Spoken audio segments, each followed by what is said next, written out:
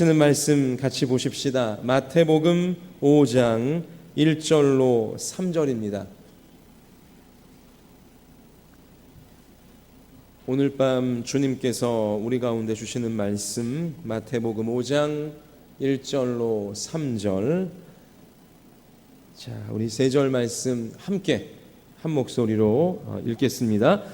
예수께서 무리를 보시고 산에 올라가 앉으시니 제자들이 나아온지라 입을 열어 가르쳐 이르시되 심령이 가난한 자는 복이 있나니 천국이 그들의 것임이요. 아멘.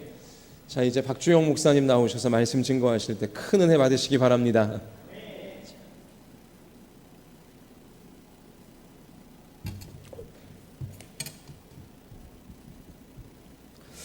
할렐루야.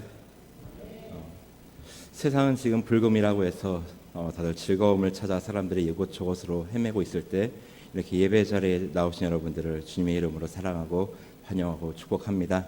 아무쪼록 오늘 우리 말씀과 기도와 찬양으로 나아갈 때 하나님의 한량없는 은혜가 우리 한 사람 한 사람에게 임하시기를 주님의 이름으로 소원합니다. 사람들은 누구나 저를 포함해서 누구나 마찬가지겠지만 힘들 때 정말 괴로울 때 누구나 다 위로받기를 원합니다. 그래서 우리가 지나온 삶을 되돌아봤을 때 가장 우리 기억에 남는 사람들 하면은 우리가 힘들 때 내 곁에, 내가 힘들 때 내 곁에 있어준 사람이 가장 기억에 남고 또 고마운 기억으로 남는 것이 인지상정입니다. 특별히 몸이 더 아플 때, 몸이 많이 아플 때 위로해주고 격려해준 사람들은 우리가 잊을 수가 없죠. 그러므로 저는 여러분들을 앞으로 일평생 잊을 수 없을 것입니다. 정말 마음이 아프고 마음이 괴롭고 몸이 아플 때 우리를 위로해주고 격려해준 사람이 너무나 기억에 남고 고맙기는 합니다만, 그러나 그들이 아무리 우리를 위로하고 격려한다고 한들 우리의 내적인 괴로움이든 외적인 괴로움이든 다 한순간에 사라지는 것은 아닙니다. 정신과 의사가 우리에게 큰 도움을 줍니다. 분명히 도움을 줍니다. 그러나 우리의 괴로움을 한순간에 해결해 주지는 못합니다. 또한 저를 포함하여 우리 모두는 어렸을 때부터 이런 얘기를 듣고 자라왔습니다. 우리가 많이 아플 때 우리들의 부모님으로부터 내가 대신 아파주었으면 좋겠다, 내가 대신 아파줬으면 좋겠다라는 말들을 많이 들으셨을 것입니다. 그리고 저 역시 부모가 된 지금 제 딸아이가 아플 때 대신 아파주고 싶은 마음이 정말 굴뚝 같습니다. 그러나 저는 한 번도 제 아이를 위하여 대신 아파준 적이 없습니다. 그건 여러분들도 마찬가지일 것입니다. 이것이 바로 우리 인간의 한계인 것입니다. 그러나 오늘 우리가 읽은 본문에서 우리의 모든 괴로움과 아픔들을 일거에 해방시켜 주시는, 해결해 주시는 분이 나오십니다. 바로 예수 그리스도이십니다. 오늘 우리가 읽은 이 본문은 우리 모두가 살아가고 있는 산상수훈 말씀입니다. 산상수훈 말씀이야말로 천국 복음의 진면목이 담겨있는, 성도들이라면 누구나 다 사랑하는 바로 그 예수 그리스도께서 선포하신 천국 복음인 것입니다. 그런데 이 산상수훈을 누구에게 선포하셨느냐, 어떤 사람들에게 이 산상수훈을 선포하셨는지 우리는 주의 깊게 살펴볼 필요가 있습니다. 오늘 본문은 이렇게 시작합니다. 예수께서 무리를 보시고, 이 무리에 대한 설명은 그 앞에 마태복음 4장에서 설명하고 있습니다. 마태복음 4장 24절입니다. 그의 소문이 온 수리아에 퍼진지라 사람들이 모든 앓는 자, 곧 각종 병에 걸려서 고통당하는 자, 귀신 들린 자, 간질하는 자, 중풍병자들을 데려오니 그들을 고치시더라. 산상수훈을 듣는 무리들은 그 당시에 잘 나가는 귀족들이 아니었습니다. 그 당시에 가장 낮고 낮은 아픈 자들이었습니다. 위로가 필요한 자들이었습니다. 여러분도 아시다시피 몸이 많이 아프면, 육신이 많이 아프면 마음도 많이 약해지고 아프게 되는 것 같습니다. 그래서 병원에 가면 환자들을 볼 때 그들을 가운데 웃음기 있는 사람들은 찾아보기 힘듭니다. 몸이 너무 아프기 때문에 마음도 위로가 필요한 사람들이 대부분인 것입니다. 전에 제가 섬기던 교회에서 있었던 일입니다.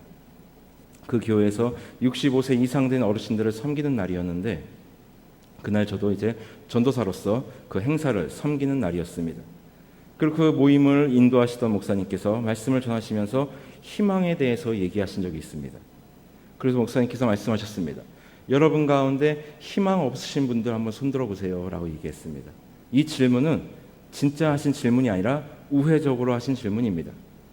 즉 우리 모두는 예수 그리스도를 믿고 희망을 품자라는 주제로 말씀을 전하시면서 여러분 가운데 희망 없으신 분들 손들어 보세요. 이런 질문했을 때 진짜 손을 드시면 안 되죠, 여러분들. 그런데 어느 할머니 권사님 한 분이 손을 드셨습니다. 전혀 뜻밖의 상황이 펼쳐진 거죠. 그래서 모두가 놀랐습니다. 그래서 목사님도 너무 놀라셔서 아니 왜 희망이 없으십니까? 라고 여쭤봤을 때 이런 대답이 돌아왔습니다. 너무 몸이 아파서. 너무 몸이 아파서 나에게는 아무런 희망이 없다라는 대답을 하셨던 것이 지금도 기억에 남습니다. 이처럼 육신의 괴로움은 사람의 마음의 희망까지도 앗아가는 것을 볼 수 있습니다. 들으신 분도 있으시겠지만 저희 할머니는 93세에 이르러 하나님의 부르심을 받으셨는데 일평생 기도와 찬송으로 사신 분이십니다. 그러나 저희 할머님의 마지막은 혹독한 치매를 앓다 돌아가셨습니다. 그 정정하시고 날마다 말씀과 기도 속에 파묻혀 지내시던 저희 할머니께서 치매를 앓으시고는 눈의 총명함도 잃으시고 그저 자리에 누우셔서 저희가 챙겨드리는 밥을 씹을 수도 없었습니다. 그것을 갈아서 물로 만들어서 드리고 그것을 겨우 삼키시는 노년을 보냈던 것이 지금도 눈에 선합니다. 그 저희 할머니의 얼굴에서 어떠한 희망의 빛을 볼 수 없었습니다. 너무나 육신의 연약함으로 인하여 희망까지도 잃으셨던 저희 할머니의 모습이 지금도 눈에 선합니다. 물론 지금 하나님의 품 안에서 영생을 누리시고 있기 때문에 마음에 위로함은 없고 또 힘은 나지만 그때의 할머니의 모습을 기억하고 있노라면 정말 가장 많은 사랑을 받았던 손자로서 마음이 아프고 그리고 왠지 모를 죄송한 마음이 드는 것은 어쩔 수 없나 봅니다. 자, 이처럼 예수님께서는 산상수훈을 그 시대에 가장 위로가 필요한 자들에게 선포하신 것입니다. 결코 그 시대의 부자들에게, 귀족들에게 전하신 것이 아니었습니다. 그렇기 때문에 성경은 예수님을 이렇게 증거하고 있습니다. 마가복음 2장 17절입니다. 예수께서 들으시고 그들에게 이르시되 건강한 자에게는 의사가 쓸데없고 병든 자에게라야 쓸데있느니라. 나는 의인을 부르러 온 것이 아니요 죄인을 부르러 왔노라 하시니라. 예수님께서는 위로가 필요한 자들, 고침이 필요한 자들, 그리고 구원이 필요한, 해방이 필요한 죄인들을 위해서 이 땅 가운데 내려오신 것입니다. 그리고 그 예수님 앞에 모인 무리들을 향하여 예수님께서는 선포하십니다. 오늘 본문 3절입니다. 심령이 가난한 자는 복이 있나니 천국이 그들의 것이미요. 어떠한 공허한 이념을 그들에게 선포하지 않으셨습니다. 그저 사탕 발림 같은 위로의 말씀도 하지 않으셨습니다. 가장 그들에게 위로가 되고 격려가 되는 말씀을 그들에게 전해주셨습니다. 심령이 가난한 자들아, 아픈 자들아, 힘든 자들아, 걱정하지 마라. 천국이 너희들의 것이다.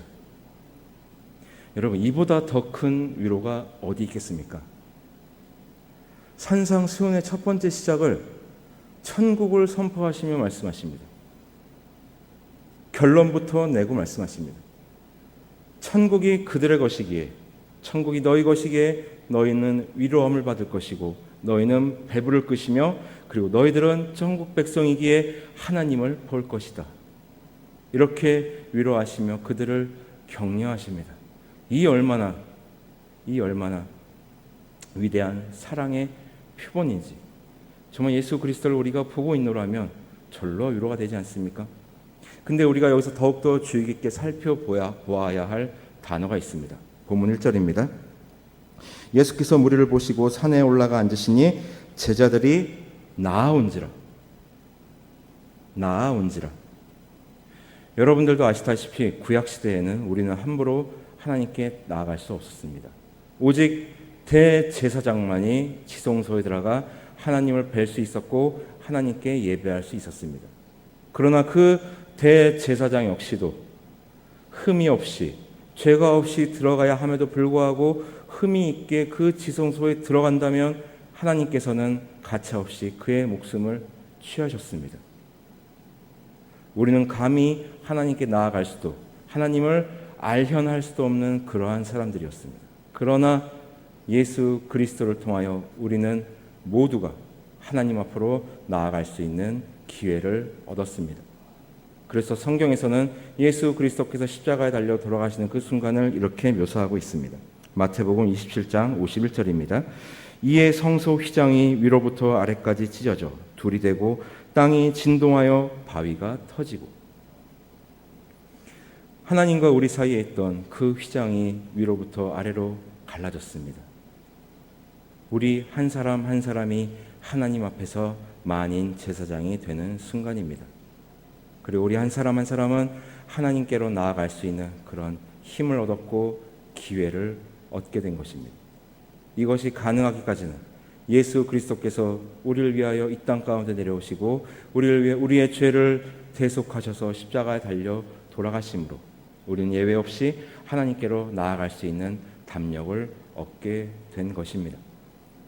그리고 예수님께서는 말씀하십니다. 계속해서 말씀하십니다. 그냥 그 시대에 낮고 또 아픈 그들에게 천국이 너희 것이라고 선포해 주십니다. 이 얼마나 큰 위로가 됩니까? 이 얼마나 큰 능력이 되겠습니까? 여러분, 돈이 우리의 위로가 되겠습니까? 저는 많은 돈이 없어 봐서 모르겠지만 돈이 어느 정도 우리에게 즐거움은 줄 수 있을 것입니다. 그러나 궁극적인 우리의 구원을 해결해 줄 수도 영원한 기쁨을 우리에게 줄 수도 없을 것입니다. 어떤 위대한 스승이 우리의 큰 힘이 되고 격려가 되겠습니까? 물론 순간적으로는 격려가 되고 위로가 될 것입니다. 그러나 영원한 위로와 격려는 우리에게 줄 수 없습니다. 오직 예수 그리스도만이 우리의 큰 위로가 되고 격려가 되는 것입니다. 근데 예수님께서는 이렇게 말씀하십니다. 심령이 가난한 자들아, 심령이 가난한 자들아. 마치 얼핏 보면 예수님께서는 그 무리들을 조롱하는 것 같습니다. 정말 위로가 필요하고 격려가 필요한 그들인데 정말 다정하게 불러도 시원치 않을 판에 심령이 가난한 자들아 라고 말씀하십니다. 언뜻 보기엔 예수님께서는 그들의 어려움과 그들의 아픔을 조롱하는 듯하게 보일 수도 있습니다. 그러나 그것은 예수님을 오해한, 예수님을 그릇 이해한 사람들의 반응일 것입니다. 심령이 가난한데 너희들이 복이 있다. 이 어떤 의미겠습니까? 그 가난한 심령 속에 예수 그리스도 자신이 들어갈 수 있기 때문에 너희들은 복되다라는 것입니다. 그 심령 가운데 자기의 이기심으로 가득 차고 욕심으로 가득 차고 교만으로 가득 찬 사람의 그 심령 가운데는 예수 그리스도께서 들어갈 틈이 없습니다. 영원한 진리의 그 복에 참여할 수 없게 되는 것입니다. 혹시 지금 여러분 가운데 상한 심령 가운데 또 괴로운 가운데 이 자리에 나오신 분들 계십니까? 기뻐하고 즐거워하십시오. 여러분들 복되다고 예수님께서 말씀해 주십니다. 그리고 천국이 바로 여러분들의 것입니다. 심령이 가난한 자들의 그 심령 속에는 예수 그리스도께서 들어가실 틈이 있기 때문에 그들을 복되다라고 말씀하시는 것입니다. 여러분들 기뻐하고 즐거워하십시오. 천국이 우리들의 것입니다. 이보다 더 큰 위로와 격려가 어디 있겠습니까? 여러분들도 느끼시겠지만 특히 요즘 뉴스를 보기가 너무 겁납니다. 하루라도 사건, 사고가 없는 날이 없고 죽음의 소식들이 뉴스에 실리지 않는 날이 없습니다. 뉴스에 실리고 언론에 소개되는 그 소식들은 극히 일부분일 것입니다. 언론에 소개되지 않은 수많은 안타까운 소식들이 더 많이 뉴스에 더 많이 있을 것이고 그런 일들이 우리 주위에서 곳곳에서 벌어지고 있는 것입니다. 특히 이러한 시대를 우리 신앙인들이 살아가는 것 결코 녹록치 않습니다. 우리의 신앙의 양심이 흔들릴 때도 있고 그야말로 날마다 우리의 심령이 가난한 가운데 있을 수밖에 없는 것이 요즘 시대입니다. 때론 내가 신앙의 양심을 한 번만 눈 감으면 해결될 만한 일들이 많은 것도 사실입니다. 왜 안 그러겠습니까, 여러분? 저희 집은 오랫동안 사업을 했습니다. 즉 사람을 상대로 장사를 했다는 얘기입니다. 저는 고등학교를 졸업하고 20살 때부터 아버지의 사업체를 물려받은 건 아니고 대신해서 운영했던 경험이 있습니다. 돈 한 푼 받지 않고 일했습니다. 노동력 착취였습니다. 자, 어쨌든 사업을 했기 때문에 얼마든지 제가 마음만 먹으면 탈세를 할 수 있었습니다. 얼마든지 이중장부를 만들 수 있었습니다. 그리스도인으로서의 양심을 접어두었다면 저는 지금쯤 이 자리에 있지 않았겠죠. 자, 어쨌든 정말 그러한 일들을 겪을 때부터 20살 때부터 비교적 어린 시절부터 정말 가난한 심령 가운데 살았습니다. 수많은 유혹과 수많은 심령의 흔들림 속에서 지내었던 것이 사실이었습니다. 그러나 그 당시에 제가 잊을 수 없던 것은 바로 그런 순간에도 지켜보고 계시는 하나님 계시다는 그 믿음으로 인하여 지금까지 버텨왔습니다. 그리고 이제서야 비로소 느끼는 것은 그렇게 심령이 가난할 때마다 천국이 나의 것이기 때문에 이렇게 심령이 가난하였구나. 이러한 순간에 예수 그리스도께서 내 심령 가운데 임하시고 세상에 줄 수 없는 평안을 주셨던 것이구나. 어찌 이 위로가 저에게만 해당하겠습니까? 여기에 계시는 저의 인생의 선배 되시는 우리 성도님들 더 많이 겪어보시고 누리셨던 은혜였는 줄 믿습니다. 정말 이 시대는 우리가 부를 수 있는 노래가 없습니다. 우리의 믿음을 지켜가기가 날로 날로 어려워지고 있고 신앙인의 양심을 지켜가기가 더더욱 힘들어지는 것이 요즘입니다. 그런 가운데 우리가 불러야 할 노래가 무엇이겠습니까? 우리의 믿음의 노래를 불러야 할 것이 무엇이겠습니까?